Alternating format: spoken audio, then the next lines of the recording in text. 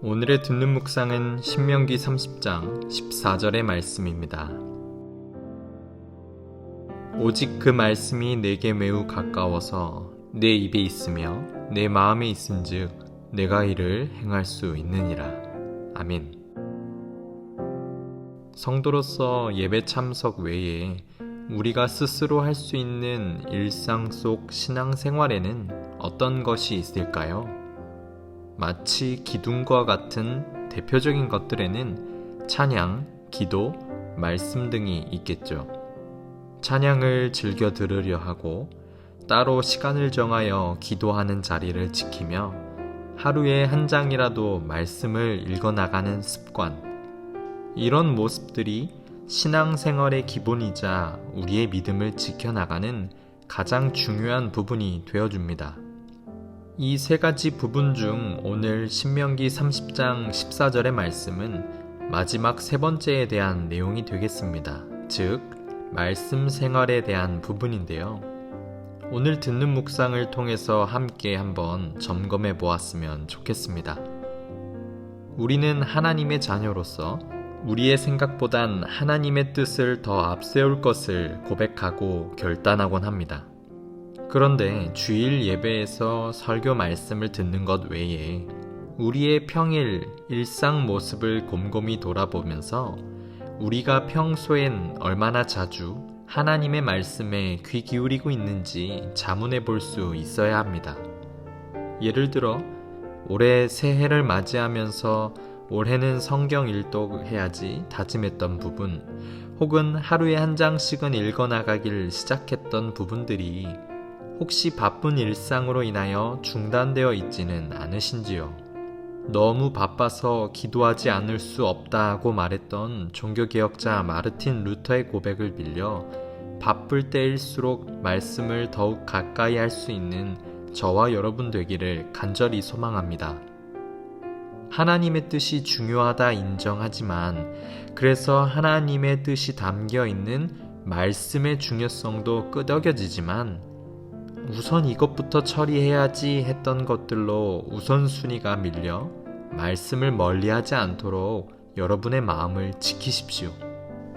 당장 처리해야 하는 일들이 많을수록, 결정해야 하는 것들이 많을수록, 시간이 촉박할수록 되레 우리가 실수하지 않기 위해 더더욱 우리의 시야가 정결해야 합니다.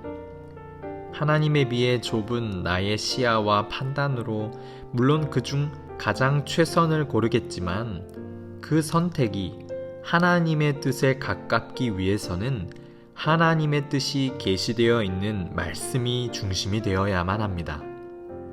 평소에 보고 듣는 그것이 조금씩 여러분의 마음에 쌓여 가장 결정적인 순간에 적지 않은 영향력을 주기 때문입니다. 오직 그 말씀이 내게 매우 가까워서 내 입에 있으며 내 마음에 있은즉 내가 이를 행할 수 있느니라. 아멘. 바쁠수록 바쁘니까 주님의 말씀을 더욱 가까이 하십시오. 중요할수록 중요하니까, 급할수록 급하니까 주님의 말씀을 붙잡으십시오. 무뎌져 가던 우리의 일상에 이 메시지가 작은 경종이 되기를 겸손히 소망합니다. 그래, 다시 말씀을 가까이 해야지. 이렇게 다짐하고 읽어나가는 여러분에게 훗날 어떤 어려움이 닥쳤을 때 언젠가 읽었던 어느 한 구절이 떠올라 그로부터 지혜를 얻을 수 있는 그런 날이 오기를 또한 소망합니다. 단지 하나님의 말씀은 어려움을 해결하는 처세술의 차원도 아니지요.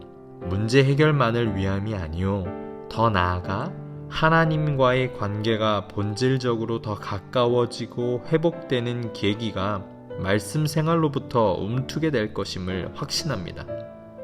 시편 119편 11절의 말씀을 읽어드리며 오늘의 듣는 묵상을 마치도록 하겠습니다. 내가 주께 범죄하지 아니하려 하여 주의 말씀을 내 마음에 두었나이다. 아멘. 함께 생각해 볼 질문을 드립니다. 찬양, 기도, 말씀 생활 중 균형의 차원에서 내가 좀 더 약한 부분은 어디인 것 같나요?